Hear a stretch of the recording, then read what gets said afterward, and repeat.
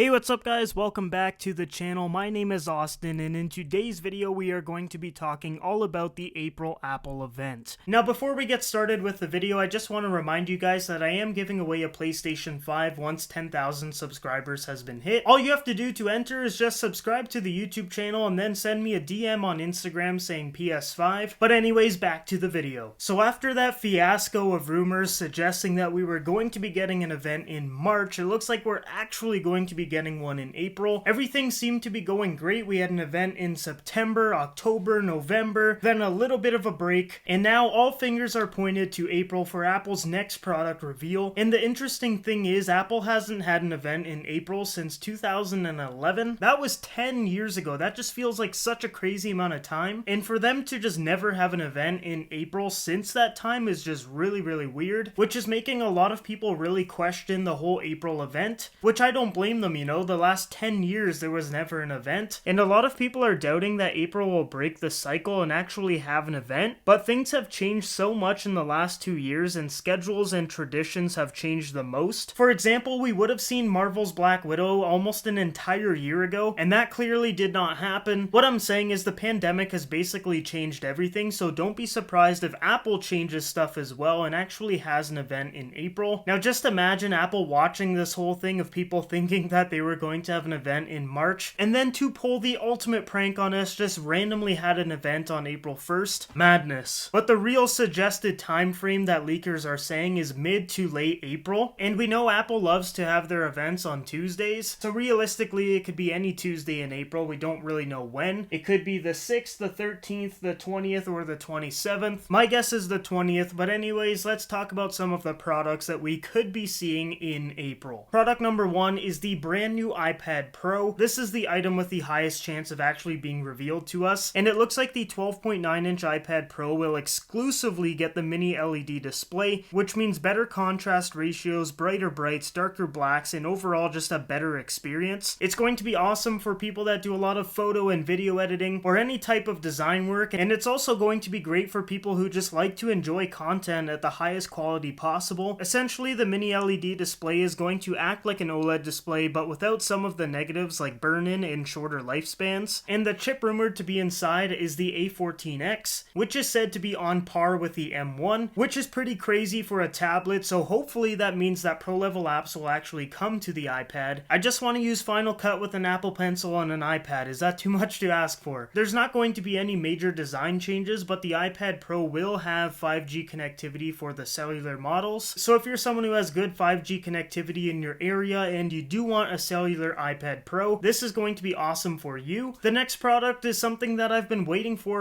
a super long time now, and that is a new Apple TV. I've had my Apple TV 4K for a few years now, and it still works great, but the last time the Apple TV was updated was years ago, so it's definitely time for a new one. And it looks like the new Apple TV is also going to be getting a new remote, which will also have a U1 chip inside, so if you lose it, you'll be able to track it a lot easier. And a lot of rumors are saying that the Apple TV is going to take a gaming focus and possibly have an A14X chip inside, which again is going to be similar to the M1 silicon chip. And Apple taking a gaming approach is super exciting, and to build off of that excitement, it looks like they're going to be making their own gaming controller. This is going to be a first-party controller, and it's obviously going to be really high quality. It is Apple after all, and they definitely want to have one of the highest quality controllers out there, so I'm excited to see what that's going to look like and how it's going to perform, especially when you've got controllers on the market right now like the PS5 DualSense. Now if this is all true and they can bring some AAA titles over to the Apple TV, then this could be their entryway into the console war, and by no means is this me saying that they're going to be able to take on Microsoft and Sony, but it would be a really good step for Apple, and hey, you know, maybe in a few years they are in the actual console war. You never know, don't rule it out, but you gotta admit that would be interesting. Now some rumors are saying that we will be seeing two different Apple TVs. One would be the gaming one that we were just talking about with the A14X chip, and the second one would be a scaled down version of that for the more casual person who just wants to stream their shows, maybe play a couple Apple Arcade games, look at their photos, listen to some music, that kind of thing, which I think is a great idea because, you know, you can have your beefed up console version and then just your regular everyday Apple TV. But this is a product that I am super excited for, and I'm hoping we get a glimpse at it next month. Next up is the iPad Mini 6, and I know a lot of people really want this one, especially because it looks like it's going to to finally get an updated design, similar to what the iPad Air and iPad Pro looks like. No more home button, so if you're a big fan of the home button, I'm sorry to disappoint you, but it looks like that thing is going bye-bye. Rumors are saying that it's going to get Touch ID just like how the iPad Air did. It also looks like we're going to be getting Apple Pencil 2 support, an 8.5-inch display, which is going to be bigger than the display that we have right now, but that's because the bezels are shrinking down without that home button. It looks like it's going to be the same price as the current iPad mini, and we will be getting an upgraded processor, of course, rumored to be the A13 or A14. So I'm really excited to see what they do with the iPad mini 6, and it looks like there's a huge group of customers that really want this thing. So I'm hoping Apple makes those people happy and releases this thing very soon, hopefully next month. Next up is the AirTags. Now this one, along with the iPad Pro, I think is a given. I 100% think it's going to be coming out next month. If you guys don't know what the AirTags are, it's basically an item tracker that Apple is making, which is going to utilize the whole Apple ecosystem in order to track lost devices. It's a really great idea, they look really nice, and they've been supposedly ready to ship for a long time now. But since Ms. Rona came around, they postponed it, and now she's starting to calm down a bit, so it looks like Apple is finally going to release the AirTags. I'm pretty excited. I will definitely be picking some up to unbox and review on the channel. But yeah, AirTags looks like it's going to be coming out pretty soon. So guys, this could be one big mega event in April, or this could be a smaller event, or even just a soft release right on the website, but everything seems to be pointing to at least an iPad Pro and AirTags event. Those two seem to have the best chance to actually be revealed to us, but we could be getting some other products like the Apple TV or the iPad mini 6, but I would say it's safe to assume that the iPad Pro and AirTags will come out at the same time next month in April. But let me know down below what you guys think is going to happen next month. Do you think an event is actually going to happen? And if you do, let me know what products you think are going to be revealed. I hope you guys enjoyed the video. If you did, make sure you like and subscribe. I hope you guys all have a great day, and I will see you guys in the next video.